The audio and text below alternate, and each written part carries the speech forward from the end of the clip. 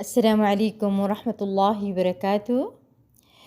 نحمده ونصلي على رسوله الكريم، أما بعد، فأعوذ بالله من الشيطان الرجيم. بسم الله الرحمن الرحيم. رب اشرح لي صدري ويسر لي أمري واحلل عقدة من لساني يفقهوا قولي. سیرت صحابیات میں آج ہمارا موضوع ہے سیدہ ام سعد انصاریہ رضی اللہ عنہا۔ ان کا نام جمیلہ تھا، جمیلہ بنت سعد بن ربیع بن عمرو بن ابی جوہیر بن مالک بن امر القیس، قبیلہ خزرج سے تھیں۔ سیدنا سعد رضی اللہ عنہ کو بیعت عقبہ ثانیہ میں شریک ہونے کی سعادت حاصل ہے، اور یہ ان 12 نمائندوں میں سے ایک تھے جن کو بیعت عقبہ ثانیہ والے دن منتخب کیا گیا۔ انہوں نے نبی کریم صلی اللہ علیہ وسلم کی دست مبارک پر انصار کے ساتھ مل کر بیعت کرنے کا شرف حاصل کیا۔ ان کی والدہ کا نام خلاد بنت انس بن سنان تھا۔ یہ قبیلہ بنو ساعدہ میں سے تھی۔ سیدہ جمیلہ کی کنیت ام سعد تھی۔ یہ نام کی نسبت اپنی کنیت سے زیادہ مشہور و معروف ہیں۔ ان کے والد سعد بن ربیع بڑے صاحب ثروت اور بہت زیادہ سخاوت کرنے والے تھے۔ یہ محتاج کو اتنا وافر مقدار میں مال و دولت دیتے کہ اس کا فقر و فاقہ ہمیشہ کے لیے ختم ہو جاتا، یعنی تھوڑی مدد نہیں کرتے تھے بلکہ اتنا دیتے کہ فقر و فاقہ ختم ہو جاتا۔ سبحان اللہ۔ جب رسول اللہ صلی اللہ علیہ وسلم نے مدینہ منورہ میں مہاجرین اور انصار کے درمیان باہمی اخوت کا رشتہ قائم کیا تو سیدنا عبد الرحمن بن عوف رضی اللہ عنہ کو سعد بن ربیع رضی اللہ عنہ کا دینی بھائی بنا دیا۔ حضرت انس رضی اللہ عنہ فرماتے ہیں کہ ہمارے پاس عبد الرحمن بن عوف رضی اللہ عنہ تشریف لائے۔ رسول اللہ صلی اللہ علیہ وسلم نے عبد الرحمن بن عوف اور سعد بن ربیع کے درمیان اخوت کا رشتہ قائم کر دیا۔ سعد بن ربیع رضی اللہ عنہ بہت مالدار تھے۔ انہوں نے اپنے دینی بھائی عبد الرحمن بن عوف رضی اللہ عنہ سے کہا کہ سب انصار یہ جانتے ہیں کہ میں سب سے بڑھ کر مالدار ہوں۔ میں اپنے مال کو 2 حصوں میں تقسیم کروں گا اور ایک حصہ تیرے سپرد کر دوں گا۔ میری 2 بیویاں ہیں، ان میں سے جو تجھے پسند آئے میں اسے طلاق دے دیتا ہوں۔ عدت پوری ہونے کے بعد تم مجھ سے شادی کر لینا۔ یہ وہ مشہور واقعہ ہے جو اکثر ہم سنتے رہتے ہیں، اور اتنی بڑی قربانی ہے یہ، اس لیے کہ مال میں شریک تو کوئی بھی کر سکتا ہے کیونکہ یہ آسان ہوتا ہے نا، مگر محبت میں شریک کرنا بہت مشکل کام ہے۔ اور پھر یہ نہیں کہہ رہے کہ آپ کو ایک میں یہ والی میں رکھ لیتا ہوں، یہ والی آپ رکھ لیں، نہیں، بلکہ یہ کہہ رہے ہیں کہ جو تجھے پسند آ جائے۔ سبحان اللہ، اللہ کے راستے میں کتنی بڑی بڑی قربانیاں ہیں ان کی۔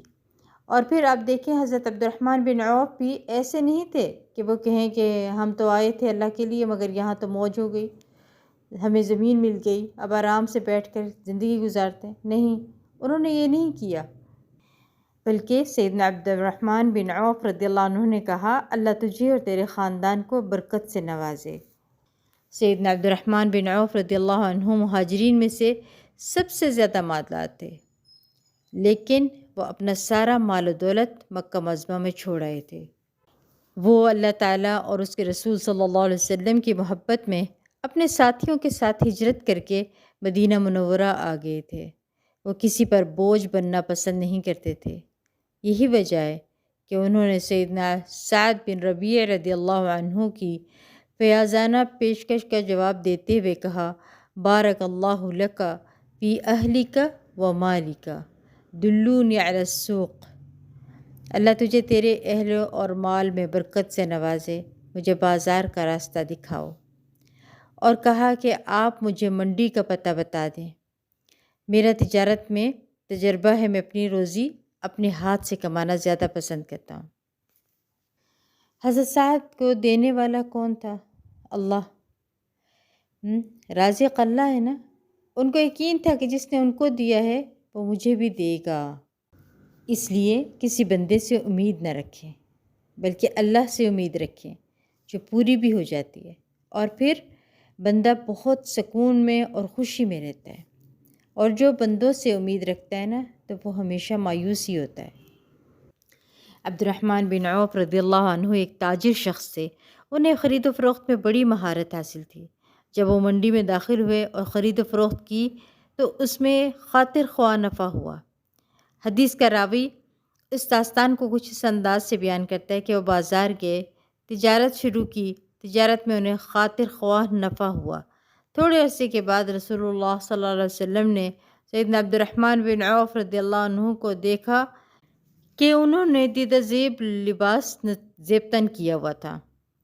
رسول اللہ صلی اللہ علیہ وسلم نے انہیں دیکھتے ہوئے ارشاد فرمایا، عبد الرحمن خیر تو ہے؟ بڑی چمک دمک دکھائی دے رہی ہے۔ انہوں نے بتایا کہ میں نے ایک انصاری خاتون کے ساتھ شادی کر لی ہے۔ رسول اللہ صلی اللہ علیہ وسلم نے فرمایا، اپنی بیوی کو شادی کے موقع پر کیا دیا؟ انہوں نے کہا، ایک گٹھلی برابر سونا۔ آپ صلی اللہ علیہ وسلم نے ارشاد فرمایا، اولم ولو بشات، ولیمہ کرو خواہ ایک بکری ہی کیوں نہ ہو۔ اس سے پتہ چلتا ہے کہ ولیمہ لازم ہے۔ سیدنا عبد الرحمن بن عوف رضی اللہ عنہ تمام تاجروں پر سبقت لے گئے، یہاں تک کہ وہ صاحب ثروت لوگوں میں شمار ہونے لگے۔ زیادہ مزیدار کھانا وہی ہوتا ہے جو انسان اپنے ہاتھ کی کمائی سے کھائے۔ زیادہ پرلطف کھانا وہی ہوتا ہے جس کے حاصل کرنے میں زیادہ محنت کرنا پڑے۔ اس طرح کہ پیشانی پسینے سے شرابور ہو جائے۔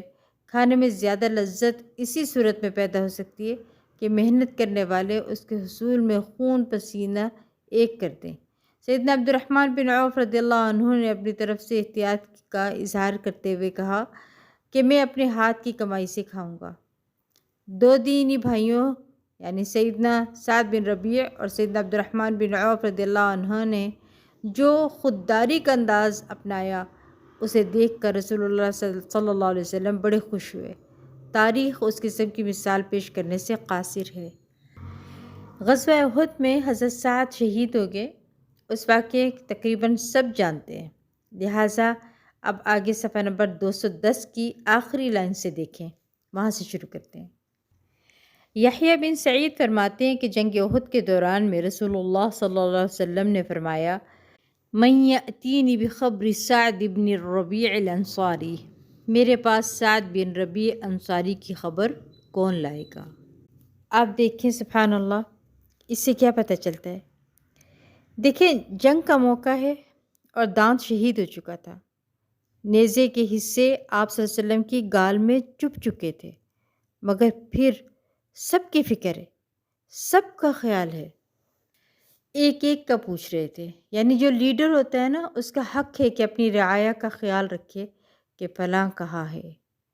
یہ لیڈر کا اس بات پر عمل کرنا چاہیے، یہ خیال رکھنا، اس طرح سے خبر لینا، یہ ہمارے دین کا حصہ ہے، ٹھیک ہے؟ اور خصوصاً جب آپ اللہ کے نام پر ایک دوسرے سے ملتے ہیں تو پھر ایک دوسرے کی خیر خواہی یہی ہے کہ ایک دوسرے کی خبر لے۔ آپ صلی اللہ علیہ وسلم کے پوچھنے پر ایک شخص نے کہا، اے اللہ کے رسول صلی اللہ علیہ وسلم، یہ خدمت میں سر انجام دوں گا۔ وہ شخص گیا اور شہداء کی لاشوں کے گرد چکر لگائے۔ ایک جگہ سیدنا سعد بن ربیع زخمی حالت میں پڑے تھے۔ انہوں نے اس شخص سے پوچھا، تم کس کو تلاش کر رہے ہو؟ اس شخص نے کہا کہ رسول اللہ صلی اللہ علیہ وسلم نے مجھے آپ ہی کی طرف بھیجا ہے تاکہ آپ کے بارے میں رسول اللہ صلی اللہ علیہ وسلم کو آگاہ کر سکوں۔ اس وقت وہ موت اور زندگی کی کشمکش میں تھے، ٹھیک ہے، اور یعنی موت کا وقت تھا ان کا۔ سیدنا سعد بن ربیع رضی اللہ عنہ نے فرمایا، رسول اللہ صلی اللہ علیہ وسلم کو میرا سلام کہنا اور یہ بتانا کہ میرے جسم پر 12 زخم آئے ہیں، میرا اب آخری وقت ہے، اور اپنی قوم کو میرا یہ پیغام سنا دینا کہ اگر رسول اللہ صلی اللہ علیہ وسلم نہ رہے تو تم میں سے زندہ رہنے والے کا کوئی عذر اللہ تعالیٰ کے ہاں قابل قبول نہ ہوگا، یعنی تمہیں جینے کا کوئی جواز نہیں ہے۔ پھر ایک روایت میں ہے کہ سیدنا ابی بن کعب رضی اللہ عنہ شہداء کی لاشوں میں سیدنا سعد بن ربیع رضی اللہ عنہ کو تلاش کرنے لگے تو ایک جگہ اس پر نظر پڑی جبکہ وہ آخری سانس لے رہے تھے اور سانس اکھڑی ہوئی تھی۔ سیدنا ابی رضی اللہ عنہ نے ان سے کہا کہ رسول اللہ صلی اللہ علیہ وسلم نے مجھے آپ کی طرف بھیجا ہے تاکہ میں یہ معلوم کر سکوں کہ آپ زندہ ہیں یا نہیں۔ سعد بن ربیعہ رضی اللہ عنہ نے سلام کا جواب دیا اور یہ کہا، میرے بھائی، میری زندگی تمام ہو چکی ہے، رسول اللہ صلی اللہ علیہ وسلم کو میرا سلام پہنچا دینا اور میری طرف سے عرض کرنا کہ سعد بن ربیع یہ کہتا ہے کہ اللہ تعالیٰ آپ کو پوری امت کی جانب سے جزائے خیر سے نوازے۔ میری پوری قوم کو بھی میری طرف سے سلام کہنا اور ان سے یہ کہنا کہ اگر نبی کریم صلی اللہ علیہ وسلم زندہ نہ رہے تو پھر تمہارا زندہ رہنا کس کام کا؟ تم کوئی عذر پیش کرو گے تو تمہارا کوئی عذر اللہ تعالیٰ کے ہاں قابل قبول نہیں ہوگا، یعنی کوئی بھی عذر ہو قابل قبول نہیں ہے، کوئی عذر نہیں چلے گا۔ یہ بات کی اور سعد بن ربیع کی روح قفس عنصری سے اپنے رب کی طرف پرواز کر گئی۔ سیدنا ابی بن کعب رضی اللہ عنہ رسول اللہ صلی اللہ علیہ وسلم کے پاس واپس آئے اور آپ کو سعد بن ربیع رضی اللہ عنہ کی باتوں سے آگاہ کیا۔ رسول اللہ صلی اللہ علیہ وسلم نے ساری باتیں سن کر فرمایا، رحمہ اللہ فقد نصح للہ ورسولہ حیا ومیتا، اللہ اس پر رحم کرے، اس نے زندگی اور مرتے وقت اللہ اور رسول کی خوشنودی کے لیے ہر کسی سے نصیحت آموز گفتگو کی۔ یہ ہوتی ہے سچی خیر خواہی، مرتے وقت بھی خیر خواہی، یہ ہوتی ہے مومن کی خیر خواہی۔ ہمیں بھی خود کو چیک کرنا ہے کہ خیر خواہی کا کتنا عنصر ہے ہمارے اندر، اپنی کتنی فکر ہے اور دوسروں کی کتنی فکر ہے ہمیں۔ دین تو ہے ہی خیر خواہی کا نام۔ شہید کی یتیم بیٹی سیدنا سعد بن ربیع رضی اللہ عنہ جام شہادت نوش کر کے اللہ تعالیٰ کے جوار رحمت میں پہنچ گئے۔ اللہ تعالیٰ کی رحمت کے وہ مستحق قرار دیے گئے اس لیے کہ انہوں نے اپنا مال اور جان اللہ تعالیٰ کی راہ میں کھپا دیے تھے۔ انہوں نے اپنے پیچھے ایک بیوہ خلاد بنت انس اور ایک بیٹی کو سوگوار چھوڑا۔ بیوی خلاد رضی اللہ عنہ حالت حمل میں تھی۔ چند دنوں کے بعد اس نے ایک خوبصورت بچی کو جنم دیا جس کا نام جمیلہ اور کنیت ام سعد رکھی گئی۔ اس بیوہ اور 2 بچیوں کو لے کر کسی سخاوت کے پیکر کی نگران کی ضرورت تھی۔ ان کی نگرانی کے فرائض امت میں رسول اللہ صلی اللہ علیہ وسلم کے بعد سب سے بڑھ کر سخاوت کرنے والے سیدنا ابو بکر رضی اللہ عنہ نے سر انجام دیے اور انہوں نے نہایت ہی عمدہ انداز میں سخاوت کا طرز عمل اختیار کرتے ہوئے ان کی نگہداشت کی۔ سیدنا ابو بکر رضی اللہ عنہ اس بچی جمیلہ کے پھپھا لگتے تھے۔ ایک دن سیدنا عمر بن خطاب رضی اللہ عنہ گزر رہے تھے، انہوں نے سیدنا ابو بکر صدیق رضی اللہ عنہ کے ساتھ ایک بچی کو دیکھا تو پوچھا، اے ابو بکر یہ بچی کون ہے؟ آپ نے ارشاد فرمایا، یہ اس شخص کی بیٹی ہے جو مجھ سے اور تجھ سے بہتر ہے۔ اسے قبیلہ خزرج سے نقیب ہونے کا اعزاز حاصل تھا، اسے جنگ بدر میں شریک ہونے کی سعادت ملی اور جنگ احد میں اس نے جام شہادت نوش کیا۔ یہ سعد بن ربیع رضی اللہ عنہ کی بیٹی ہے۔ اور ایک روایت میں آتا ہے کہ جنت میں بھی اللہ کے نبی صلی اللہ علیہ وسلم کے نقیب ہوں گے حضرت سعد۔ سیدنا سعد رضی اللہ عنہ کی شہادت کے تھوڑے عرصے بعد ہی ان کا بھائی ان کی بیوہ اور بیٹیوں کے پاس آیا اور سیدنا سعد رضی اللہ عنہ کے سارے مال پر قبضہ کر لیا۔ بیوہ اور ان کی دونوں بیٹیوں کے پاس کچھ باقی نہ چھوڑا۔ زمانہ جاہلیت میں یہی رواج تھا کہ عورتوں کو ورثے میں سے کچھ نہیں دیا جاتا تھا اور آج بھی یہی کچھ چل رہا ہے۔ اللہ امت مسلمہ کو ہدایت دے۔ بیوہ اور اس کی دونوں بیٹیاں رسول اللہ صلی اللہ علیہ وسلم کی خدمت میں پیش ہوئیں اور آپ کو دیور کے عمل سے آگاہ کیا۔ یہ پہلی خاتون ہیں حضرت جمیلہ جنہیں زمانہ اسلام میں اپنے والد کی میراث ملی، اس سے پہلے نہیں ملتی تھی۔ جب ان کے عمل سے آگاہ کیا اپنے دیور کے تو رسول اللہ صلی اللہ علیہ وسلم نے ان سے فرمایا، یقضی اللہ من اجلک، اللہ تیرا فیصلہ کرے گا۔ خلادہ رضی اللہ عنہ انتظار کرنے لگی کہ اللہ رب العزت عدل و انصاف پر مبنی فیصلہ کرے گا، کیونکہ اس کے ہاں کسی پر ظلم نہیں کیا جاتا۔ صحیح مسلم میں ہے سیدنا ابو ذر رضی اللہ عنہ نے نبی کریم صلی اللہ علیہ وسلم سے حدیث قدسی بیان کی ہے کہ اللہ تعالیٰ فرماتے ہیں، یا عبادی انی حرمت الظلم علی نفسی وجعلتہ بینکم محرما فلا تظالموا۔ اے میرے بندو، میں نے اپنی ذات پر ظلم کو حرام قرار دے دیا ہے اور اس کو تمہارے درمیان بھی حرام قرار دے دیا ہے، تم ایک دوسرے پر ظلم نہ کیا کرو۔ ایک دوسری روایت میں ابو قلابہ ابو اسماء سے اور وہ ابو ذر سے روایت کرتے ہیں، وہ کہتے ہیں کہ رسول اللہ صلی اللہ علیہ وسلم نے اپنے رب کے حوالے سے یہ حدیث قدسی بیان کی، انی حرمت علی نفسی الظلم وعلی عبادی فلا تظالموا۔ میں نے اپنی ذات پر ظلم کو حرام قرار دے لیا ہے اور اپنے بندوں پر بھی اس کو حرام قرار دے دیا ہے، لہٰذا تم ایک دوسرے پر ظلم نہ کیا کرو، یعنی کسی کا حق نہ مارو۔ اس سے تھوڑی دیر بعد قرآن مجید کی درج ذیل آیات نازل ہوئیں۔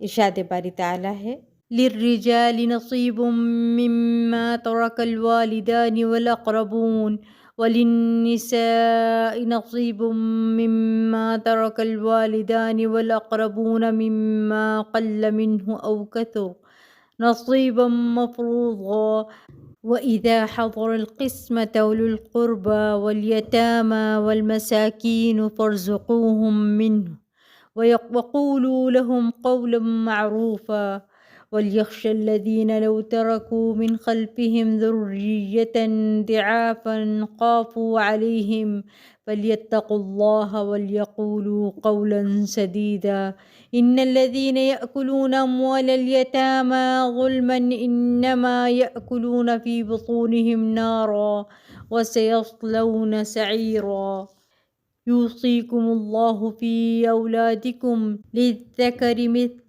حَظِّ الْأُنثَيَيْنِ فَإِن كُنَّ نِسَاءً فَوْقَ اثْنَتَيْنِ فَلَهُنَّ ثُلُثَا مَا تَرَكَ وَإِن كَانَتْ وَاحِدَةً فَلَهَا النِّصْفُ وَلِأَبَوَيْهِ لِكُلِّ وَاحِدٍ مِّنْهُمَا السُّدُسُ مِمَّا تَرَكَ إِن كَانَ لَهُ وَلَدٌ فَإِن لَّمْ يَكُن لَّهُ وَلَدٌ وَرِثَهُ أَبَوَاهُ فَلِأُمِّهِ الثُّلُثُ فَإِن كَانَ لَهُ إِخْوَةٌ فَلِأُمِّهِ السُّدُسُ من بعد وصية يوصي بها أو دين آباؤكم وأبناؤكم لا تدرون أيهم أقرب لكم نفعا فريضة من الله إن الله كان عليما حكيما۔ سورۃ النساء آیت نمبر 7 سے 11۔ مردوں کے لیے اس مال میں سے حصہ ہے جو والدین اور قریبی رشتہ داروں نے چھوڑا ہو، اور عورتوں کے لیے بھی اس مال میں حصہ ہے جو ماں باپ اور قریبی رشتہ داروں نے چھوڑا ہو، خواہ تھوڑا ہو یا بہت، اور یہ اللہ کی طرف سے مقرر ہے۔ اور جب تقسیم کے وقت کنبہ کے لوگ یتیم اور مسکین آئیں تو اس مال میں سے ان کو بھی کچھ دو اور ان کے ساتھ بھلے طریقے کے ساتھ بات کرو۔ لوگوں کو اس بات کا خیال کر کے ڈرنا چاہیے کہ اگر وہ خود اپنے پیچھے بے بس اولاد چھوڑتے تو مرتے وقت ان کو اپنے بچوں کے ولی میں کیسے اندیشہ لاحق ہوتے۔ بس چاہیے کہ وہ اللہ کا خوف کریں اور راستی کی بات کریں۔ جو لوگ ظلم کے ساتھ یتیموں کے مال کھاتے ہیں، در حقیقت وہ اپنے پیٹ آگ سے بھرتے ہیں اور وہ ضرور جہنم کی بھڑکتی ہوئی آگ میں جھونکے جائیں گے۔ تمہاری اولاد کے بارے میں اللہ تمہیں ہدایت کرتا ہے کہ مرد کا حصہ 2 عورتوں کے برابر ہے۔ اگر میت کے وارث 2 سے زیادہ لڑکیاں ہوں تو انہیں لڑکے کا 2/3 دیا جائے، اور اگر ایک ہی لڑکی وارث ہو تو آدھا ترکہ اس کا ہے۔ اگر میت صاحب اولاد ہو تو اس کے والدین میں سے ہر ایک کو 6واں حصہ ملنا چاہیے، اور اگر وہ صاحب اولاد نہ ہو اور والدین ہی اس کے وارث ہوں تو ماں کو 3واں حصہ دیا جائے۔ اگر میت کے بہن بھائی بھی ہوں تو ماں 6 حصے کی حقدار ہوگی۔ یہ سب حصے اس وقت نکالے جائیں گے جب کہ وصیت جو میت نے کی ہو پوری کر دی جائے اور قرض جو اس پر ہو ادا کر دیا جائے۔ تم نہیں جانتے کہ تمہارے ماں باپ اور تمہاری اولاد میں سے کون بلحاظ نفع تم سے قریب تر ہے۔ یہ حصے اللہ کے مقرر کردہ ہیں، بے شک اللہ جاننے والا اور حکمت والا ہے۔ ترمذی میں ہے کہ سیدنا سعد بن ربیع کی بیوی اپنی 2 بیٹیوں کے ساتھ لے کر رسول اللہ صلی اللہ علیہ وسلم کی خدمت میں حاضر ہوئی اور عرض کیا، اے اللہ کے رسول صلی اللہ علیہ وسلم، یہ دونوں بیٹیاں سعد بن ربیع کی ہیں، وہ جنگ احد میں شہید ہو گئے تھے، ان کے چچا نے ان کا سارا مال اپنے قبضے میں لے لیا ہے، ان کے لیے کچھ بھی نہیں چھوڑا، ان دونوں کی شادی اسی صورت میں ہوگی جب ان کے پاس مال ہوگا۔ رسول اللہ صلی اللہ علیہ وسلم نے فرمایا کہ اللہ تعالیٰ اس سلسلے میں فیصلہ نازل کرے گا، تو میراث کی آیات نازل ہوئیں۔ رسول اللہ صلی اللہ علیہ وسلم نے ان کے چچا کی طرف پیغام بھیجا کہ سعد کی بیٹیوں کو 2/3 مال دے دو اور ان کی ماں کو 8واں حصہ دو، اور جو باقی مال بچ جائے وہ تیرا ہے۔ ابو عیسیٰ کہتے ہیں کہ یہ حدیث حسن صحیح ہے۔ اسی طرح رسول اللہ صلی اللہ علیہ وسلم نے اللہ سبحانہ تعالیٰ کے حکم کے مطابق ہر حقدار کو اس کا حق ادا کر دیا۔ بیوی کا حصہ مقرر ہے، بیٹیوں کا حصہ مقرر ہے، جو باقی بچ جائے وہ چچا لے لے۔ سعد قرآن کی حافظہ تھیں۔ سید سعد رضی اللہ عنہ نے بہت عمدہ انداز میں قرآن مجید زبانی یاد کرنے کا اعزاز حاصل کیا۔ داؤد بن حسین کا بیان ہے، وہ کہتے ہیں کہ میں سعد بن ربیع سے قرآن پڑھتا تھا، وہ یتیم تھی اور سیدنا ابوبکر صدیق رضی اللہ عنہ ان کے کفیل تھے۔ میں نے جب یہ آیت پڑھی وَلِكُلٍّ جَعَلْنَا مَوَالِيَ مِمَّا تَرَكَ الْوَالِدَانِ وَالْأَقْرَبُونَ وَالَّذِينَ عَقَدَتْ أَيْمَانُكُمْ فَآتُوهُمْ نَصِيبَهُمْ إِنَّ اللَّهَ كَانَ عَلَى كُلِّ شَيْءٍ شَهِيدًا۔ اور ہم نے ہر اس ترکے کے حقدار مقرر کر دیے ہیں جو والدین اور قریبی رشتہ دار چھوڑیں۔ اب رہے وہ لوگ جن سے تمہارے عہد و پیمان ہوں تو ان کا حصہ انہیں دو، یقیناً اللہ ہر چیز پر نگران ہے۔ سید سعد رضی اللہ عنہ فرماتی ہیں، یہ آیت سید ابوبکر صدیق رضی اللہ عنہ اور ان کے بیٹے عبد الرحمن کے بارے میں نازل ہوئی۔ جب عبد الرحمن نے اسلام قبول کرنے سے انکار کر دیا تھا تو سید ابوبکر صدیق نے حلف اٹھا کر کہا کہ میں اس کو وراثت میں سے کچھ نہیں دوں گا۔ جب اس نے اسلام قبول کر لیا تو اللہ تعالیٰ نے اپنے نبی صلی اللہ علیہ وسلم کو حکم دیا کہ ابوبکر صدیق کو کہیں کہ وہ اپنے بیٹوں کو ان کا حصہ دیں۔ سید سعد رضی اللہ عنہ نے قرآن مجید کو جمع کرنے میں دیگر محفظ اور قراء کے ساتھ حصہ لیا۔ یہ اعزاز سید سعد رضی اللہ عنہ کی فضیلت کو واضح کرتا ہے۔ ایک روز سیدنا زید بن ثابت رضی اللہ عنہ سیدہ سعد رضی اللہ عنہ کے پاس آئے اور کہا کہ اے سعد، تم اگر اپنی میراث کے بارے میں کوئی بات کرنا چاہتی ہو تو کرو۔ آج عمر بن خطاب رضی اللہ عنہ نے اس بچے کو وارث قرار دے دیا ہے جو باپ کی وفات کے وقت حالت حمل میں ہو۔ یاد رہے کہ سیدہ سعد رضی اللہ عنہ کے والد گرامی سیدنا سعد بن ربیع رضی اللہ عنہ جب شہید ہوئے تھے تو یہ اس وقت ابھی پیدا نہیں ہوئی تھی، یعنی یہ خود اس کی عملی گواہ تھی۔ اللہ سبحانہ تعالیٰ سعد بن ربیع، ان کی بیٹی سیدہ سعد اور ان کی تمام آل پر رحم کرے۔ اللہ سبحانہ تعالیٰ انصار کے مردوں، عورتوں اور انصار کے بیٹوں اور انصار کے پوتوں پر رحمت کی برکھا برسائے۔ بلا شبہ یہ سبھی لوگ نیک، پارسا اور پاکیزہ تھے۔ اللہ تعالیٰ ہمیں بھی جنت میں ان کا ساتھ نصیب کرے، آمین یا رب العالمین۔ یہاں سے اب کچھ اور باتیں ان کے بارے میں بتاؤں گی جس سے ان کے بارے میں معلومات کا دائرہ وسیع ہوگا۔ سعد کا نکاح زید بن ثابت سے ہوا۔ حضرت زید رضی اللہ تعالیٰ عنہ بھی بہت پائے کے صحابہ تھے۔ نبی صلی اللہ علیہ وسلم جب مدینہ تشریف لائے تو حضرت زید کی عمر 11 سال تھی، تو نبی صلی اللہ علیہ وسلم کو بتایا گیا کہ اس بچے کو قرآن کی بہت صورتیں یاد ہیں، اور پھر اللہ نے ان سے خدمت بھی لے لی اور وہ قرآن کو جمع کرنے والے بھی بنے۔ حضرت انس رضی اللہ عنہ کہتے ہیں کہ نبی صلی اللہ علیہ وسلم کے دور میں 4 لوگوں نے قرآن کو جمع کیا اور وہ چاروں انصار سے تعلق رکھنے والے تھے۔ ابی بن کعب، نمبر 2 معاذ بن جبل، نمبر 3 ابو زید اور زید بن ثابت۔ ایک اور حدیث میں رسول اللہ صلی اللہ علیہ وسلم نے فرمایا کہ وراثت کے سب سے بڑے عالم زید بن ثابت ہیں۔ ایک روایت میں آتا ہے کہ حضرت جابر رضی اللہ عنہ کہتے ہیں، سعد بن ربیع کی بیوی اپنی 2 بیٹیوں کے ہمراہ رسول اللہ صلی اللہ علیہ وسلم کی خدمت میں حاضر ہوئی اور کہنے لگی، یہ سعد بن ربیع کی بچیاں ہیں، یعنی سیدہ جمیلہ جو ہیں انہوں نے جا کے کہا اللہ کے نبی صلی اللہ علیہ وسلم سے، یہ سعد بن ربیع کی بچیاں ہیں، ان کا باپ جنگ احد میں شہید ہو گیا ہے۔ بچیوں کے چچا سعد بن ربیع کے بھائی نے سعد کے سارے ترکہ پر قبضہ کر لیا ہے اور ان کے لیے کچھ نہیں چھوڑا، اور مال کے بغیر ان کا نکاح بھی نہیں ہو سکتا۔ آپ صلی اللہ علیہ وسلم نے فرمایا اللہ تعالیٰ خود اس معاملے میں فیصلہ فرمائے گا۔ پھر میراث کی آیات نازل ہوئیں تو رسول اللہ صلی اللہ علیہ وسلم نے سعد کے بھائی کو بلایا اور فرمایا کہ ترکہ میں سے 2/3 تو سعد کی بچیوں کو دو اور 8واں حصہ ان کی والدہ کو، باقی جو بچے یعنی 24 حصوں میں سے صرف 5 حصے وہ تمہارا ہے۔ اور اس کے علاوہ آپ دیکھیے کہ حدیث سے بھی ثابت ہے اور قرآن کی آیت سے بھی ثابت ہے کہ یتیم کا مال کھانے والے گویا کہ اپنے پیٹ میں آگ بھر رہے ہیں۔ آپ دیکھیں کہ سیدہ جمیلہ کے والد سعد خود شہید ہو گئے تھے۔ اللہ تعالیٰ نے ان کی مال کی حفاظت کی اور وہ صحیح حقداروں تک پہنچا، اور پھر وہ بیٹی جو ابھی پیدا نہیں ہوئی تھی اس کی پرورش کے لیے حضرت ابوبکر رضی اللہ عنہ کی کفالت اس کے نصیب ہوئی، اور کس طرح پھر وہ قرآن کی حافظہ بنی، اور پھر اس بچی کی شادی ایسے شخص سے ہوئی جو قرآن کو جمع کرنے والا ہے، اور کس طرح ان کے نسلوں کے اندر خیر پھوٹی۔ تو اس سے کیا پتہ چلتا ہے؟ اس سے پتہ چلتا ہے کہ اللہ کسی محسن کا اجر ضائع نہیں کرتا، مرنے کے بعد بھی خیر باقی رہتی ہے۔ لہٰذا دعا بھی کرتے رہیں اور کوشش بھی کرتے رہیں کہ اللہ تعالیٰ ہمیں بھی محسنین میں شامل فرمائے۔ آج کے لیے اتنا ہی، وآخر دعوانا ان الحمد للہ رب العالمین، سبحانک اللہم و بحمدک، اشہد ان لا الہ الا انت، استغفرک و اتوب الیک۔ السلام علیکم ورحمۃ اللہ وبرکاتہ۔